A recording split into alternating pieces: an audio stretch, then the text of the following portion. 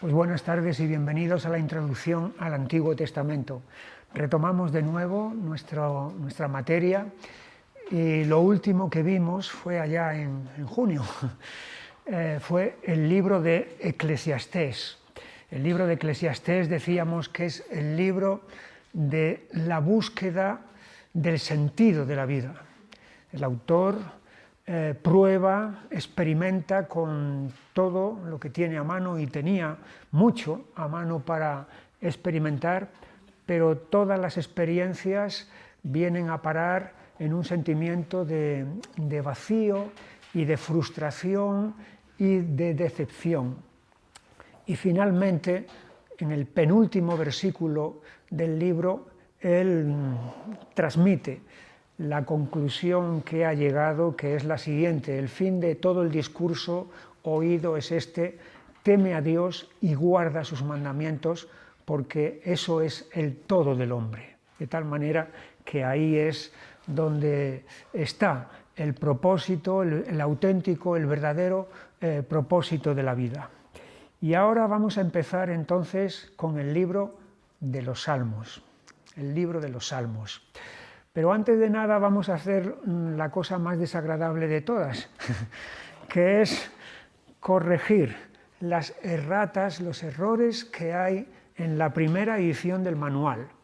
Los que tenéis ediciones posteriores, pues están corregidas, pero los que tenéis la primera edición, entonces hay algunos errores que ahora mismo voy a decir. Estamos en la página 107 del manual y entonces en el párrafo cuarto, comenzando por arriba, el párrafo cuarto donde dice: muchos de los salmos tienen autor declarado, Emán, Etán, Jedutún. Hay que tachar a este personaje Jedutún, porque es verdad que hay estos salmos en los que su nombre aparece, pero esos salmos están dedicados para Jedutún, no que sean de él. Entonces, esa referencia a este personaje hay que tacharlo porque él no es el autor. Luego, seguimos con Asaf, 50, 73, 74, eso no está incluido. 75, 76, 77, 78 no está incluido. 78. Los hijos de Coré, del 42 al 49, bueno, es 42, 44 al 49, el 43 no es de ellos. Y el 88 no es de ellos tampoco, hay que tacharlo. Y luego, en ese mismo párrafo, en la última línea, hay que añadir, después de 143, 144 y 145, que son salmos de David también. Luego, en el siguiente párrafo que empieza, hay varios salmos, 3, 17, no es 17, es 7. Y un poquito más abajo, en el tercer renglón de este párrafo, dice palabra técnica como Mictam, Sigayón, Alamot. Ese Alamot es del Salmo 46. En los Salmos 6 y 12 la palabra es Seminit. Bueno, si luego alguien se ha liado o lo que sea, al final de la clase, entonces me preguntas y lo podemos ver. Pero es que quería verlo esto ahora aquí. Y luego también en el penúltimo párrafo, ahí es donde pone Salmos 1, 41, 2, Salmos 42, 72, del 42 y 44 a 49 de los hijos de Coré. Luego, en la tercera línea, Salmos 73, 89, 73 a 83 de Asaf, 84 y 85 y 87 de los hijos de Coré. Quinto, Salmos 107, 150, 108 a 110, 122, no está incluido, incluirlo. 124, 131, 133, 138 a 140, 141 a 145, no 142 a 145, sino 141 a 145. Bueno, estas son las erratas que había aquí, y luego vamos a ver, había una más en la... Sí, en la página 110, ya terminamos con las erratas, en el penúltimo párrafo de la página 110, en la penúltima línea, a la derecha del todo, penúltimo párrafo, penúltima línea, a la derecha del todo, donde pone Salmo 95, 7-1, es 7-11. Bueno, y con esto damos por solucionados lo de las erratas. Pero ya digo, si alguno os habéis liado o no os ha dado tiempo, pues entonces luego me preguntáis después y lo vemos con más detenimiento. He dividido, porque hoy lo que vamos a hacer es un acercamiento general a los salmos, y luego nos iremos metiendo en los salmos. No vamos a ver los 150 salmos, no vamos a ir viéndolos uno por uno, porque si no, entonces esto sería casi interminable.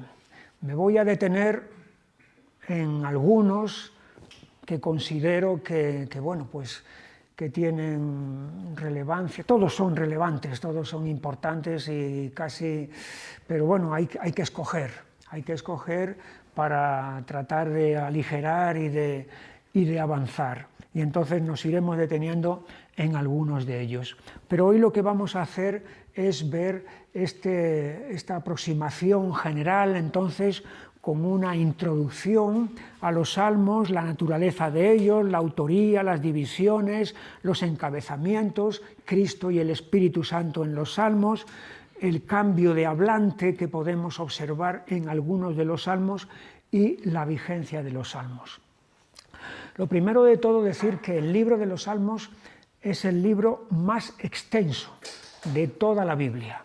Es más extenso que Isaías, más extenso que Jeremías y que Génesis, etc. Entonces es muy fácil ubicarlo. Solamente tenemos que coger nuestra Biblia, abrir por el centro y abrimos en los Salmos. Aquí no tenemos el problema de decir, vamos a buscar Abdías o vamos a buscar Nahum. ¿Dónde está? ¿Por dónde está eso? Bueno, el libro de los Salmos, cogemos nuestras Biblias, la abrimos por la mitad y allí entonces aparecen los Salmos. En la Biblia hebrea está dividida en 3 secciones que son la ley, de Génesis a Deuteronomio, profetas, que ya dijimos en su momento que empiezan con Josué y siguen luego con todos los libros históricos, más lo que nosotros llamamos los profetas, y la tercera parte son los escritos.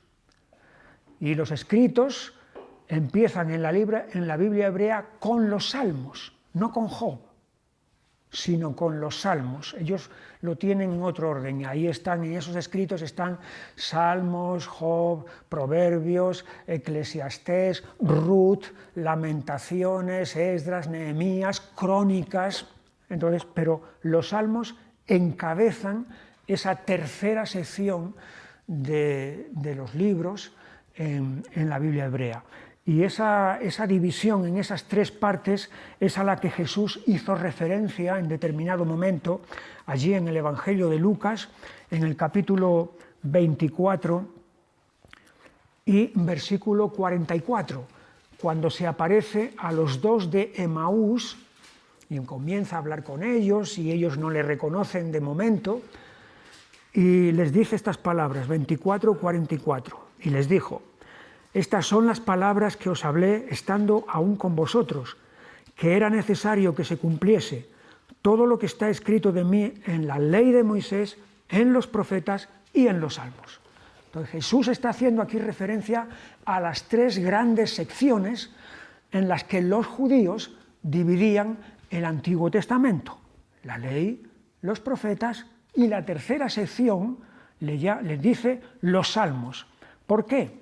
Porque esa tercera sección, que tiene muchos otros libros, como hemos dicho, está encabezada precisamente por este libro, los salmos, y de ahí que Jesús entonces se refiera a toda esa sección con el primer libro entonces de esa sección. Este libro podría ser denominado el libro devocional de la Biblia. El libro devocional. ¿Por qué? Porque en este libro es donde el creyente puede encontrar luz cuando está confundido. Puede encontrar consuelo cuando está pasando por etapas de sufrimiento, etapas difíciles. Puede encontrar fortaleza cuando experimenta la debilidad. Puede encontrar alimento cuando está necesitado de nutrirse de la palabra de Dios. Puede encontrar reprensión cuando necesita ser avisado y ser reprendido porque está desviándose o se está apartando. Es decir, este es el libro devocional de la Biblia por excelencia. Aquí es donde tenemos también la sonda que escudriña las profundidades de nuestro corazón, el espejo donde podemos vernos reflejados, donde podemos ver el estado, la condición de nuestro corazón, de nuestra alma. La costumbre que tengo cada noche, antes de irme a acostar, es venir al libro de los Salmos para leer y para meditar en alguno de ellos o en algún pasaje de alguno de ellos. No digo que solamente es en el libro de los Salmos, porque algunas veces me voy a otros pasajes, pero mayoritariamente por la noche, al terminar el día y antes de acostarme, esa es la costumbre que tengo. El libro devocional de la Biblia. Pero también podría ser denominado el himnario de la Biblia. El himnario de la Biblia. Porque muchos de los salmos fueron escritos para ser cantados. De hecho, hay una frase que luego la veremos, en algunos de ellos se repite vez tras vez, que es al músico principal. El músico principal quiere decir que ahí se está dirigiendo al maestro de coro, entonces, o el maestro de los instrumentos, para que guíe entonces en la alabanza. Entonces, el libro de los Salmos es el himnario por excelencia. Y de hecho, durante la etapa de la Reforma en el siglo XVI en Europa, hubo iglesias en las que lo que hacían era poner música a los salmos, ponerle música a los salmos. Y mayoritariamente en algún tipo de iglesias, los himnos que se cantaban estaban todos ellos centrados en los salmos.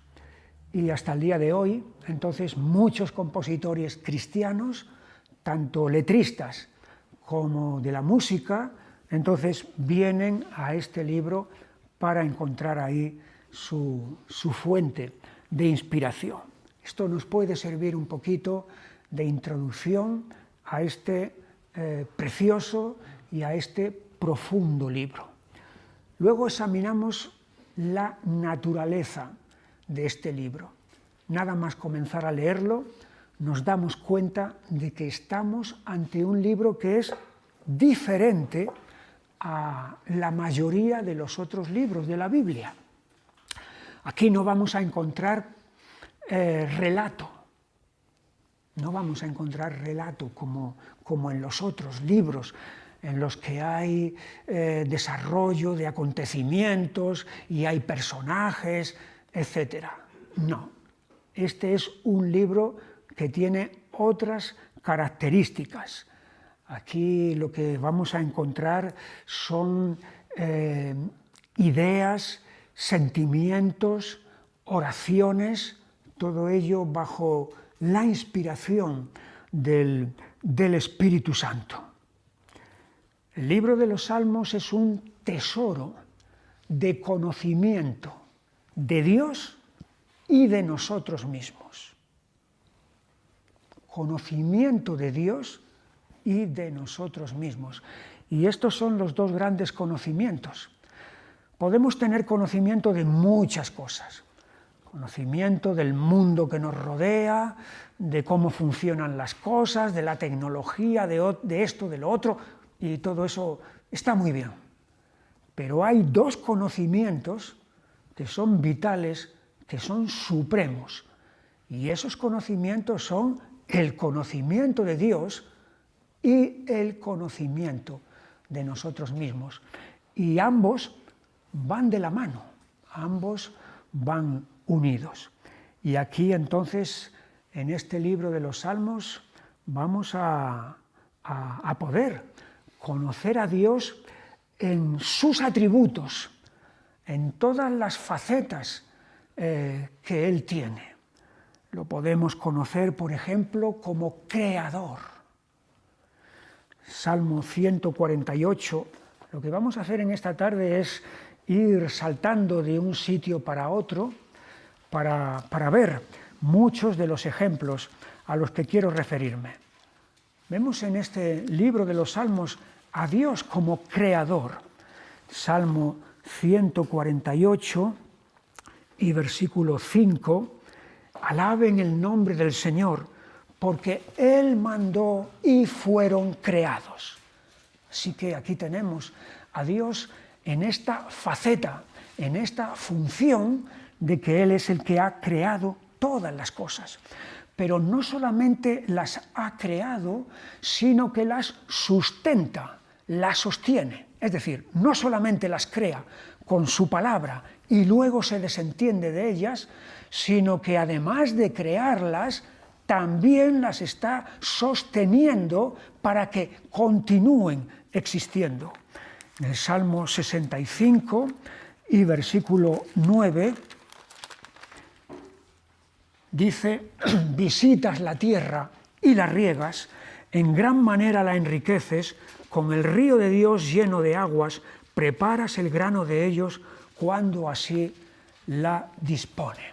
Entonces está hablando acerca de esa obra que es la providencia de Dios, por la cual Él está sosteniendo y sustentando la creación que Él ha hecho. Vemos también a Dios como soberano, como aquel que tiene dominio sobre todas las cosas. Allí en el Salmo 24 y versículo 1, del Señor es la tierra y su plenitud, el mundo y los que en él habitan. Suyo es todo, y Él dispone de todo conforme a su voluntad. Eso es la soberanía. Dios es soberano. También lo vemos en su faceta como Salvador, ya sea como Salvador en conjunto de su pueblo o como Salvador del individuo, de la persona aislada. Tenemos el Salmo 62 y versículo 7. En Dios, dice David aquí, en Dios está mi salvación y mi gloria. En Dios está mi roca fuerte y mi refugio. Dios, dice David, es mi Salvador. También lo podemos ver como juez, juez de todo el mundo. En el Salmo 94 y versículo 2, engrandécete, oh juez de la tierra, da el pago a los soberbios. Así que Él tiene esta facultad de juzgar y ejecutar juicio en este mundo, en esta tierra. Libro de los Salmos, qué conocimiento de Dios nos transmite, no solamente de sus atributos, sino también de sus hechos que ha realizado a lo largo de la historia. Pero como dije antes, aparte del conocimiento de Dios, está también el conocimiento de nosotros mismos. Y aquí tenemos entonces en los Salmos una variedad de experiencias con las cuales nosotros también podemos encontrarnos. Por ejemplo, está la experiencia del pecado. Salmo 51, en el versículo 5, David dice: «He aquí, en maldad he sido formado y en pecado me concibió mi madre». Aquí hay una profundidad de lo que es el pecado, que no es solamente el hecho, no es solamente el acto aislado que se pueda realizar en cualquier momento, sino que se trata aquí de una condición interior e innata en la cual he venido a este mundo. En maldad he sido formado y en pecado me concibió mi madre. Es un texto muy importante para lo que luego será la doctrina del pecado original. Es decir, el pecado que Adán cometió no solamente fue individual suyo o problema suyo, sino que eso lo ha transmitido a todos sus descendientes. Pero tenemos también experiencias de temor, de miedo en los salmos. Muchas veces, en el Salmo 55 y versículo 5, es también de David: «Temor y temblor vinieron sobre mí y terror me ha cubierto». Fíjate, 3 calificativos aquí. Es como si ese temor no fuera regular o mediano. No, es un temor tan abrumador que él emplea las palabras temor, temblor y terror para expresar la clase de miedo tan grande que le está atenazando en estos momentos. Hay también expresiones de derrota profunda, de estar sumido en la derrota. Por ejemplo, el Salmo 40 y versículo 12 dice: «Porque me han rodeado males sin número, me han alcanzado mis maldades y no puedo levantar la vista». Estoy hundido, estoy abatido, estoy derrotado completamente. Pero también está la contraparte de la derrota, que es la victoria. Y allí tenemos en el Salmo 18 y versículo 29: «Contigo», dice David, desbarataré ejércitos y con mi Dios asaltaré muros». Y es evidente que aquí él está teniendo en mente la victoria que va a obtener contra sus enemigos de parte de Dios. Hay otros momentos en los que el salmista experimenta la miseria personal que está experimentando. El Salmo 102 y versículo 3. «Porque mis días se han consumido como humo y mis huesos, cual tizón, están quemados». Es una condición de debilidad tan grande, de fragilidad, de miseria, de sentirse miserable, incluso físicamente. También está el sentimiento de dignidad. Lo tenemos en el Salmo 139 y versículo 13. «Porque tú formaste mis entrañas, tú me hiciste en el vientre de mi madre. Es decir, no soy causa del azar, no vengo de la suerte o de la casualidad, no. Tú me hiciste, tú me formaste, tú formaste mis entrañas, tú me hiciste en el vientre de mi madre. Y eso es lo que me da la dignidad, porque soy obra tuya, Señor. Y es lo que me hace entonces diferente a otras criaturas. Es el conocimiento entonces de nosotros mismos lo que nos están transmitiendo también los salmos. Por todas estas razones, conocimiento de Dios, conocimiento de los salmos, el libro de los salmos es un libro de doctrina.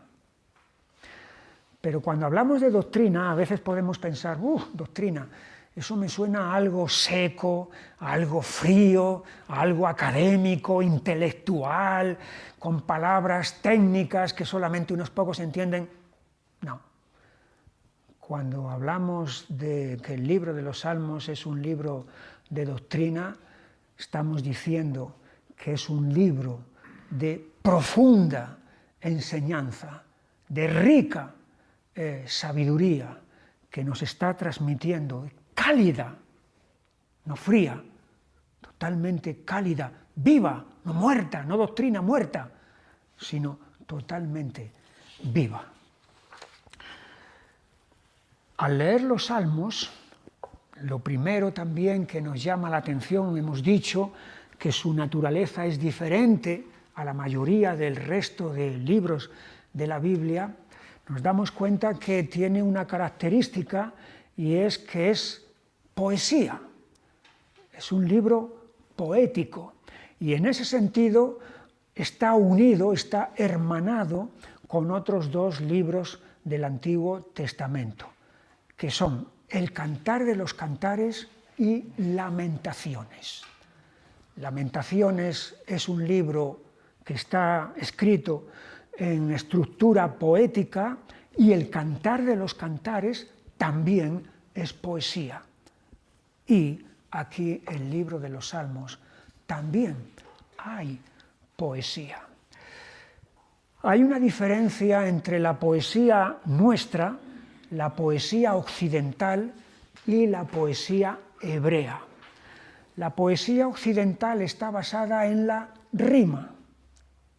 La rima es que las terminaciones de las estrofas de la poesía van siendo parejas, ¿verdad? Y eso es lo que le da belleza a la poesía occidental. Es como aquel poema de José de Espronceda: con 10 cañones por banda, viento en popa a toda vela, no corta el mar sino vuela un velero bergantín. Bajé el pirata que llaman por su bravura el temido, en todo el mar conocido, del uno al otro confín. Entonces, ahí en esas terminaciones, Espronceda lo que ha hecho es rimar los versos para que adquieran entonces ese sonido y esa belleza. La poesía hebrea no tiene esta característica de la rima y es una ventaja, porque una de las dificultades que tiene cualquier traductor de poesía es pasar eso a otra lengua y que rime también. Si estamos dentro de una misma familia lingüística, o sea, del español al portugués o del español al francés o del español al italiano, eso más o menos tiene bastante arreglo, bastante facilidad, porque son lenguas que están hermanadas, son de una familia, la familia romance. Pero si tú quieres traducir una poesía del español al finlandés y quieres mantener la rima, eso va a ser un quebradero de cabeza para el traductor y seguramente no va a poder totalmente. Y va a perder, evidentemente, la traducción. No hay problema con la poesía hebrea porque no está basada en la rima. La poesía hebrea está basada en el paralelismo. el paralelismo. Es que una frase va seguida de otra frase que es paralela a ella. Hay dos tipos de paralelismo. Uno que es complementario y otro que es antitético. Paralelismo complementario es que la segunda idea refuerza a la primera. Vamos a poner un ejemplo de esto. Salmo 8 y versículo 4. Digo, ¿qué es el hombre para que tengas de él memoria, y el Hijo del Hombre para que lo visites? No es la misma idea la del primer renglón, que es el hombre para que tengas de él memoria, que la segunda, y el Hijo del Hombre para que lo visites. Están unidas las dos, ¿verdad? Sí. Pero la segunda refuerza a la primera. La segunda va más allá que la primera. Que tengas de él memoria, que te acuerdes de él, que es el hombre para que te acuerdes de él. Una idea. Pero a continuación, para que lo visites. No es solamente que te acuerdas de él, sino que también vienes a él. ¿Ves? La primera idea te suelta una verdad, pero la segunda está reforzando, yendo más allá que la primera. O otro ejemplo en este sentido, el Salmo 63 y versículo 1. Dios, Dios mío eres tú, de madrugada te buscaré. Mi alma tiene sed de ti, mi carne te anhela, en tierra seca y árida donde no hay aguas. Aquí hay el deseo profundo de David por Dios, y lo expresa de dos maneras, con dos ideas. Mi alma tiene sed de ti. Segunda idea, mi carne te anhela. La segunda refuerza a la primera. Si no bastaba con decir, te estoy anhelando, Señor, tengo sed de ti, Señor, tengo anhelo, deseo de ti. Ese es el paralelismo, entonces, que es complementario. Hay muchos ejemplos de esto en los Salmos. Proverbios, el libro de Proverbios está construido de esta manera también. Hay una idea que luego se amplía con la segunda parte. Pero hemos dicho que aparte del paralelismo complementario está el paralelismo antitético o antagónico o contrario. Es decir, hay una idea y a continuación se expresa la contraria para comparar las dos cosas.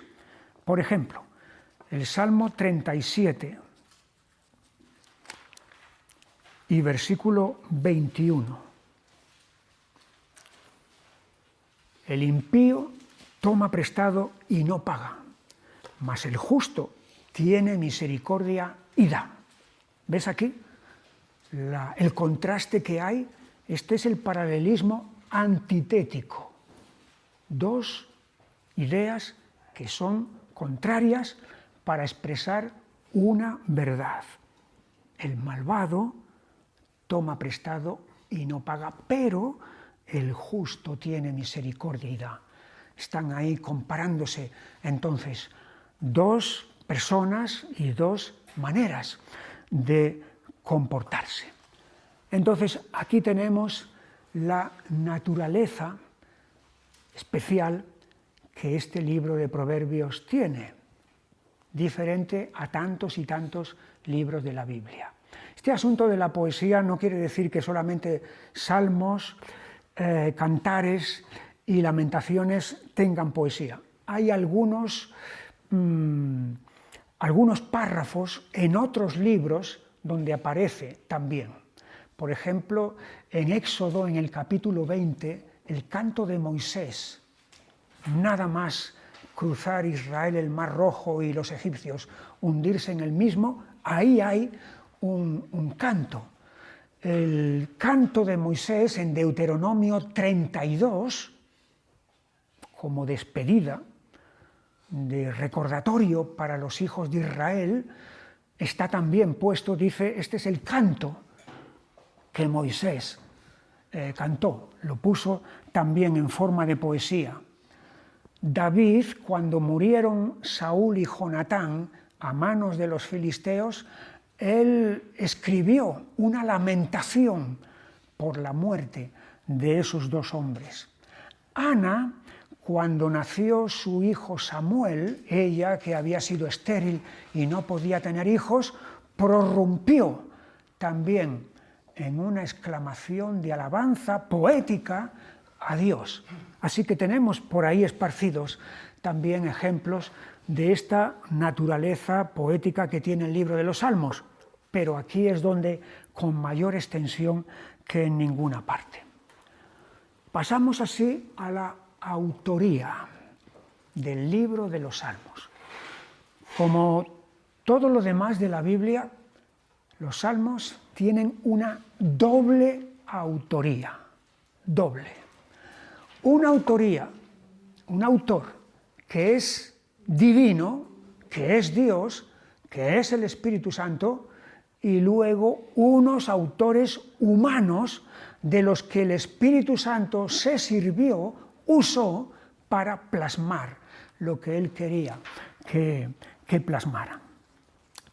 Entonces, doble autoría, la divina es una, y la humana, que es diversa, como ahora a continuación vamos a ver. Pero esto de la autoría de los Salmos, doble autoría, lo podemos ver en el Evangelio de Marcos, en el capítulo 12 y versículo 36. Está hablando Jesús aquí y dice: porque el mismo David dijo, por el Espíritu Santo, dijo el Señor a mi Señor, siéntate a mi diestra hasta que ponga a tus enemigos por estrado de tus pies. Está citando Jesús del Salmo 110 y versículo 1. Pero fíjate lo que él dice, porque el mismo David dijo, por el Espíritu Santo. Así que aquí están los dos autores de ese Salmo. David, el autor humano, que el Espíritu Santo, el autor divino, utilizó para plasmar eso que Dios quería que David escribiera. En cuanto a los autores humanos, hay una variedad de ellos. De los 150 salmos, 73, es decir, casi la mitad, son de David. Y de hecho, uno de los nombres que tiene el libro de los Salmos es el libro de los Salmos de David. Así se le conoce en muchas maneras, en muchos aspectos. Libro de los Salmos de David. No quiere decir que es que los 150 salmos son de David, pero como una muy buena parte de esos salmos son de él, entonces es por lo que se le llama de esta forma. 73 salmos suyos. Pero va seguido, pero muy atrás, por otro autor que se llama Asaf, que tiene 12 salmos. Luego están los salmos que escribieron los hijos de Coré, levitas. Hay 10 salmos. Luego hay un salmo que es de Emán y otro salmo que es de Etán y otro salmo que es de Moisés.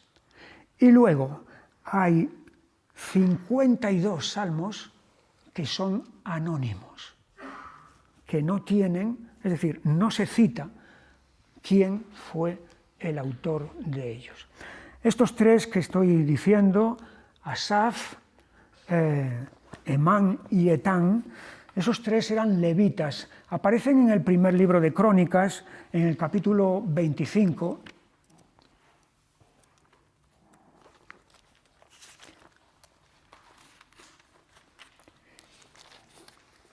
y versículo 6.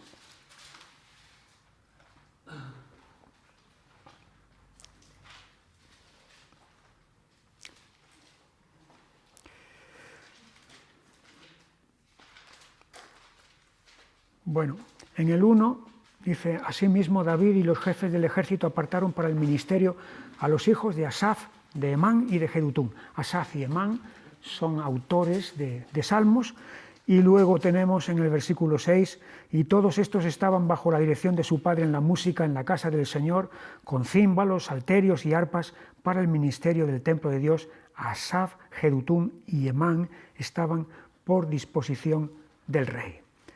Así que aquí tenemos a estos personajes levitas, entonces, que fueron autores de algunos, unos pocos, de los salmos.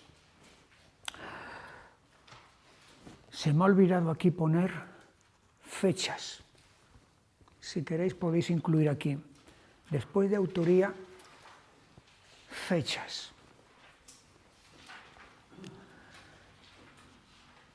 La mayoría de los salmos fueron escritos hace 3000 años. Es el tiempo cuando David vivió. Entonces, la mayoría de ellos vienen de esa época. Aunque hay algunos de los salmos que registran acontecimientos que sucedieron mucho después de cuando David vivió. Por ejemplo, Asaf, que tiene 12 salmos en total, hay en algunos de ellos que registra acontecimientos que pasaron 400 años después, si es que ese Asaf fue el que estamos diciendo ahí, de los levitas esos a los que nos hemos referido antes. Así, vamos al Salmo 74, y versículo 3, es una oración a Dios que este hombre está dirigiendo, y le dice: dirige tus pasos a los asolamientos eternos, a todo el mal que el enemigo ha hecho en el santuario. Tus enemigos vociferan en medio de tus asambleas, han puesto sus divisas por señales, se parecen a los que levantan el hacha en medio de tupido bosque, y ahora con hachas y martillos han quebrado todas sus entalladuras, han puesto a fuego tu santuario, han profanado el tabernáculo de tu nombre echándolo a tierra.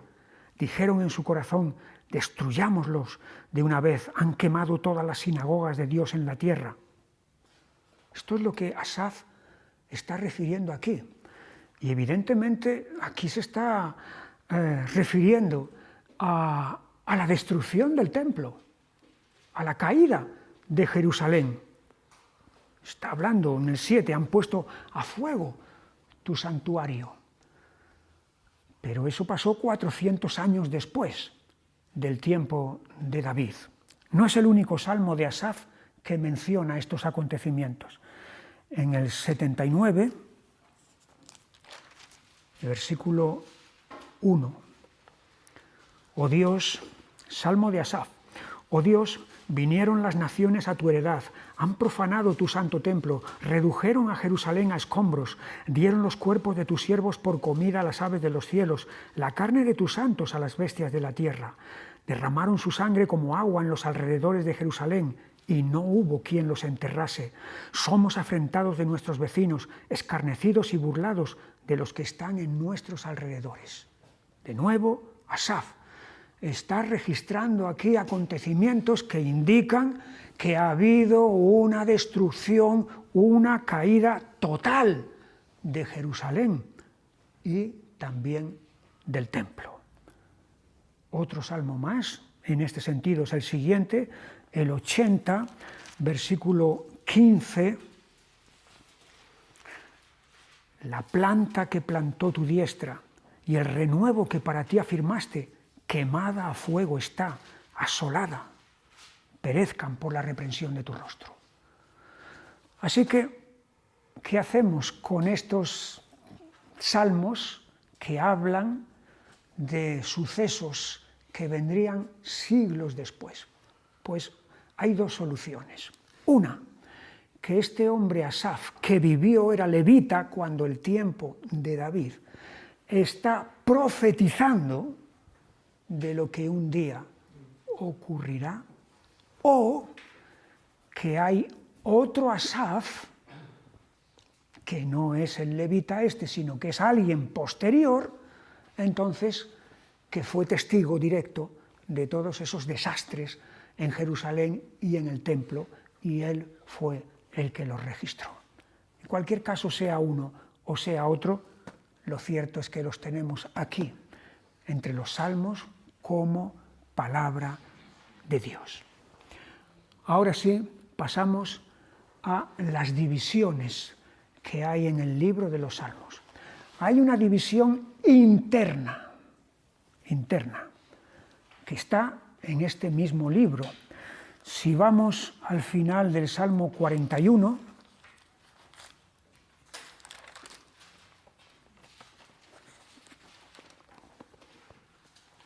versículo 13, dice: bendito sea el Señor, el Dios de Israel, por los siglos de los siglos. Amén y amén. Y a continuación tenemos libro 2, lo cual quiere decir que los primeros 41 salmos son el libro 1 de la colección de 150 salmos. A partir del Salmo 42 empieza el libro segundo, el libro 2, que va hasta el Salmo 72. Versículo 20, aquí terminan las oraciones de David, hijo de Isaí. Y a continuación, libro 3. Ya llevamos 3 divisiones. Por cierto, cuando dice aquí terminan las oraciones de David, hijo de Isaí, si avanzamos un poco más allá, descubriremos que hay salmos después de este. Como dice, aquí terminan las oraciones de David, hijo de Isaí, si luego hay más salmos de David. Pues por la sencilla razón de que el grueso de los salmos de David están en esta parte. Y luego hay salmos suyos, pero más esporádicos, más esparcidos.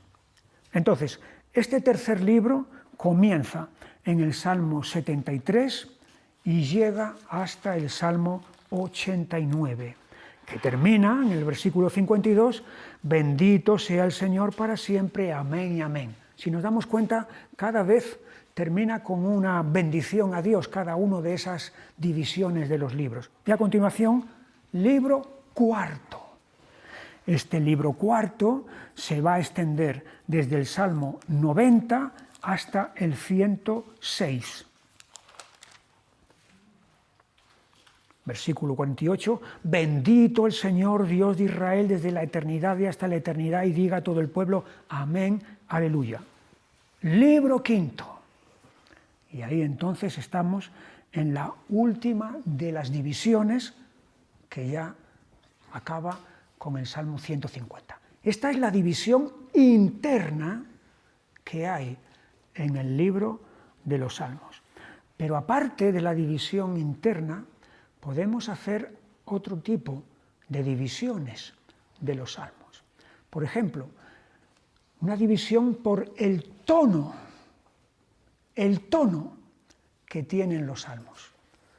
En música, algo muy importante es la tonalidad. Hay 2 clases principales de tonalidad. Está la tonalidad mayor y está la tonalidad menor. La tonalidad mayor sirve para componer música en la que se expresa alegría, en la que se expresa brillantez, grandeza. El famoso himno a la alegría de Beethoven está en tonalidad mayor, porque es un himno de alegría. Pero luego está también la tonalidad menor. Y la tonalidad menor lo que sirve es para expresar tristeza, aflicción, añoranza, otro tipo de sentimientos muy diferentes. Bueno, en el libro de los Salmos tenemos una variedad de tonos para expresar muchas clases de sentimientos. Y así está el tono de alabanza. Tal vez el primero que nos viene a la memoria, Salmos, alabanza. Allí está el Salmo 9, por ejemplo. ¿Cómo comienza, no? Versículo 1. Te alabaré, oh Señor, con todo mi corazón. Contaré, todas tus maravillas. Ahí está. El tono de alabanza, el tono de alegría. Pero también en los salmos hay un tono de súplica, de petición. Salmo 13 y versículo 1. ¿Hasta cuándo, Señor, me olvidarás para siempre? ¿Hasta cuándo esconderás tu rostro de mí? Hay aquí una súplica, es muy distinto este tono al tono de antes. Te alabaré, oh Señor. ¿Hasta cuándo, Señor, me olvidarás para siempre? Está el tono de gratitud en el Salmo 34, versículo 1. Bendeciré al Señor en todo tiempo, su alabanza estará de continuo en mi boca. Es una expresión de acción de gracias a Dios. Está el tono de confianza, de seguridad, el más famoso de todos los salmos, el Salmo 23, versículo 1. El Señor es mi pastor, nada me faltará. Es la confianza, la seguridad plena de tener en Dios satisfechas todas mis necesidades. También está el tono de reflexión, de meditación. Salmo 1, versículo 1. Bienaventurado el varón que no anduvo en consejo de malos, ni estuvo en camino de pecadores, ni en silla de escarnecedores se ha sentado. Y todo este Salmo 1 es un salmo de reflexión. Está el tono de imprecación. Y esto probablemente es lo más difícil que podemos encontrar en los salmos, por ejemplo, el 35 y versículo 1. Disputa, oh Señor, con los que contra mí contienden, pelea contra los que me combaten. Está invocando a Dios en contra de sus enemigos. Tendremos tiempo de tocar este aspecto difícil de la imprecación en los salmos que aparece. Hay un tono también de exhortación. Salmo 96.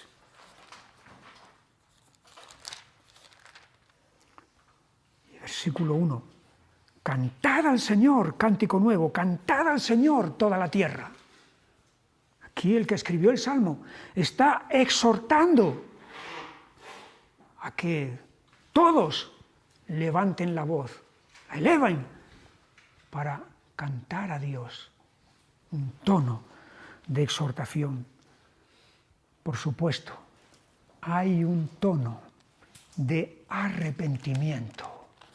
Salmo 51, 1. Ten piedad de mí, oh Dios, conforme a tu misericordia, conforme a la multitud de tus piedades, borra mis rebeliones. Así que, divisiones por el tono. Estos ejemplos que he escogido no quiere decir que sean únicos en su clase, no. He escogido uno de cada cual para que veamos la variedad de tonos que hay. Pero de cada uno de estos tonos hay bastantes ejemplos. División por el tono. División por el tema. El tema de lo que hablan, de lo que tienen que decir los salmos. Y hay varios casos de temas que se tocan recurrentemente en los salmos. Uno de ellos es el reinado. El reinado. Hay un rey con un reino. Salmo 2 y versículo 1. ¿Por qué se amotinan las gentes y los pueblos piensan cosas vanas?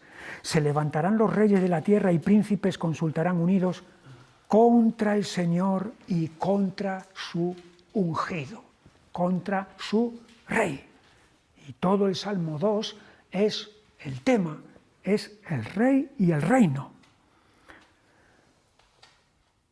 Muchos salmos, el tema es el conflicto que el salmista está enfrentando.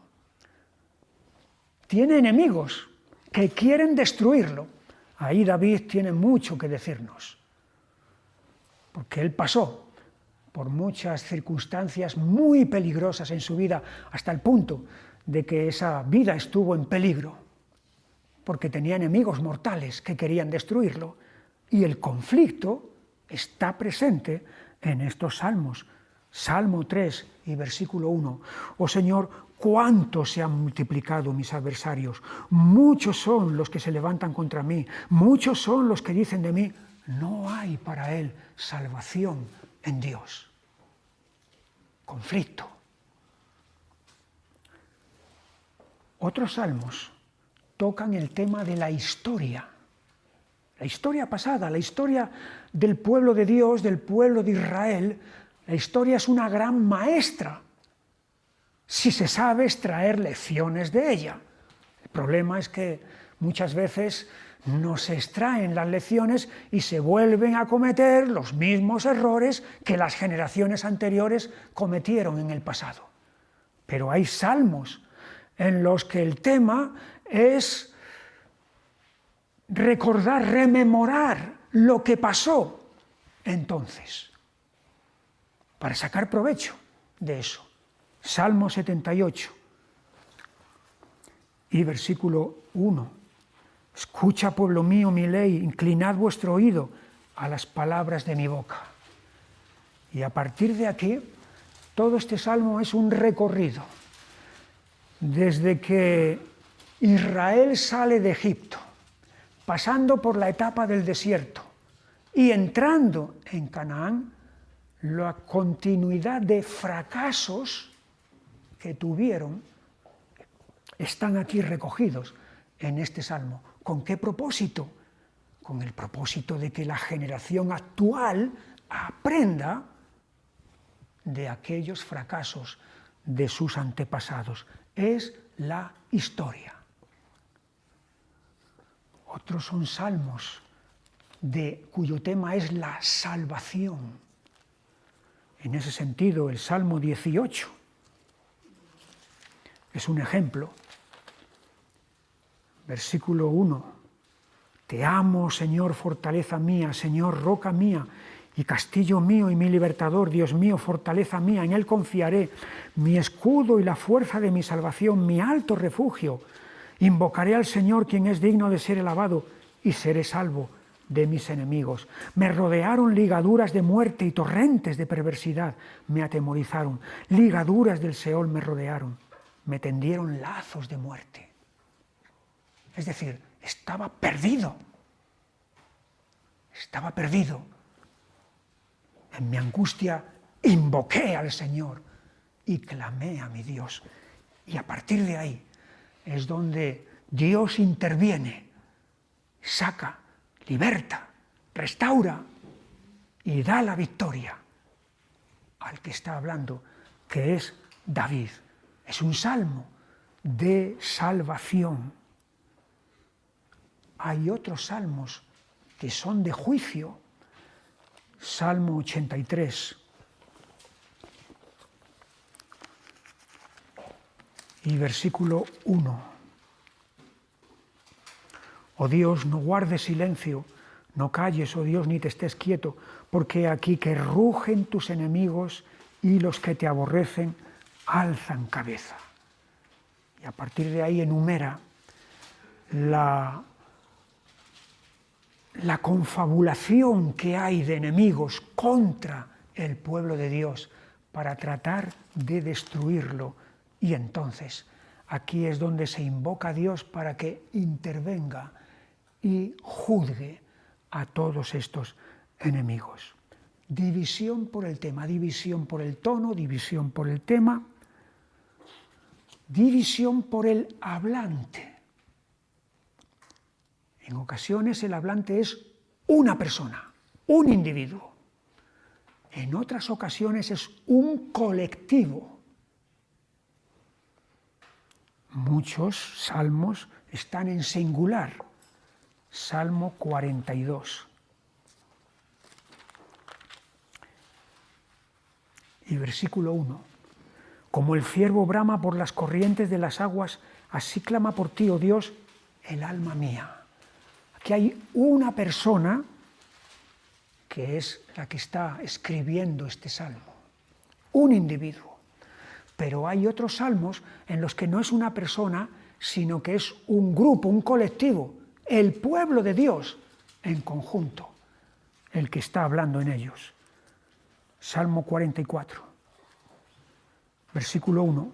Oh Dios, con nuestros oídos hemos oído, nuestros padres nos han contado la obra que hiciste en sus días en los tiempos antiguos. ¿Te das cuenta de la diferencia entre el 42 y el 44?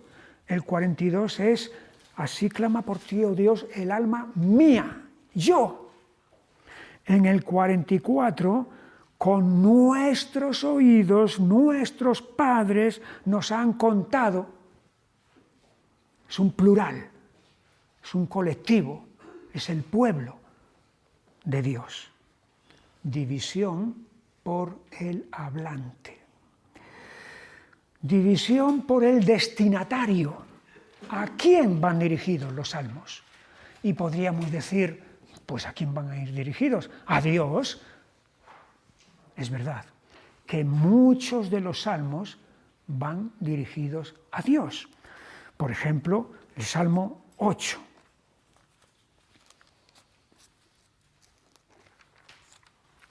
Versículo 1. Oh Jehová, Señor nuestro, cuán glorioso es tu nombre en toda la tierra. Va dirigido a Dios. Es el destinatario de este salmo. Muchos de los salmos son así, a Dios, pero no todos, no los 150. Hay otros salmos en los que el salmista habla a su alma, no a Dios, a su alma. Salmo 103 y versículo 1. Bendice, alma mía, al Señor, y bendiga todo mi ser su santo nombre. Bendice, alma mía, al Señor, y no olvides ninguno de sus beneficios. Este no es un salmo dirigido a Dios, es un salmo dirigido a uno mismo. Hay otros salmos que están dirigidos al pueblo de Dios. Salmo 78.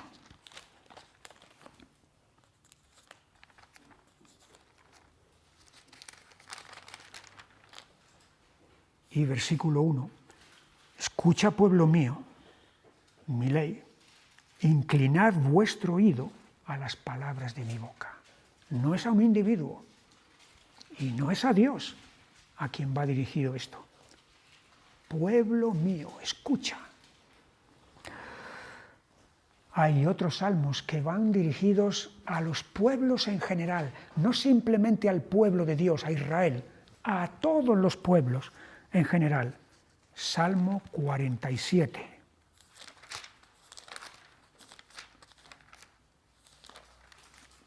Uno. Pueblos todos, batid las manos, aclamad a Dios con voz de júbilo. Pueblos todos, no solamente uno, todos. Y toda la creación, no solamente los pueblos, toda la creación es también destinataria de alguno de los salmos. El 148, 1, Alabad al Señor desde los cielos, alabadle en las alturas, alabadle vosotros todos sus ángeles, alabadle vosotros todos sus ejércitos, alabadle sol y luna, alabadle vosotras todas lucientes estrellas, alabadle cielos de los cielos y las aguas que están sobre los cielos. Y va pasando desde arriba hasta abajo, hasta los habitantes de la tierra, versículo 11, los reyes de la tierra y todos los pueblos, los príncipes y todos los jueces de la tierra, los jóvenes y también las doncellas, los ancianos y los niños, alaben el nombre del Señor. Un salmo dirigido a todo ser viviente, a todas las criaturas, incluso las inanimadas, sol, luna, estrellas, etc. División por los destinatarios. Vamos a pasar a la siguiente. Estamos en el encabezamiento. No nos va a dar tiempo a terminar esto hoy, pero seguimos la semana que viene si Dios quiere. Los encabezamientos. Ya os habéis dado cuenta de que en los salmos hay unas letritas, en muchos de ellos, unas letritas pequeñitas que los encabezan y que normalmente nos las saltamos y no las leemos. Bueno, esas letritas pequeñitas tienen una trampa, porque ya sabéis lo que pasa con la letra pequeña en los documentos legales y demás, que no te la lees, solamente lees la letra grande, lo llamativo, lo importante. Luego hay ahí abajo notas a pie de página que dices, menudo rollo, no te lo lees. Pero eso tiene su importancia del documento, para el documento. Aquí también. Esta letra pequeña nos puede decir, bueno, como es más pequeña, será de segunda categoría o no será inspirada o no. Es inspirada y es de la misma categoría que todo el resto del Salmo. Muchos de esos salmos, bueno, muchos, 14 concretamente, se refieren a circunstancias por las que David pasó. Por ejemplo, tenemos la primera, está en el Salmo 3.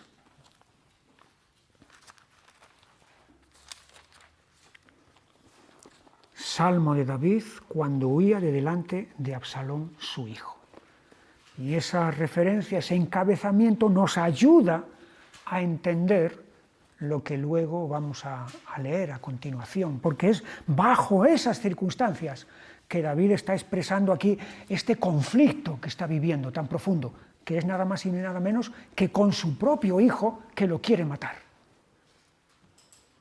Esa letra pequeña es tan importante como lo que luego viene a continuación. Ya digo, hay 14 salmos de David que tienen encabezamientos así.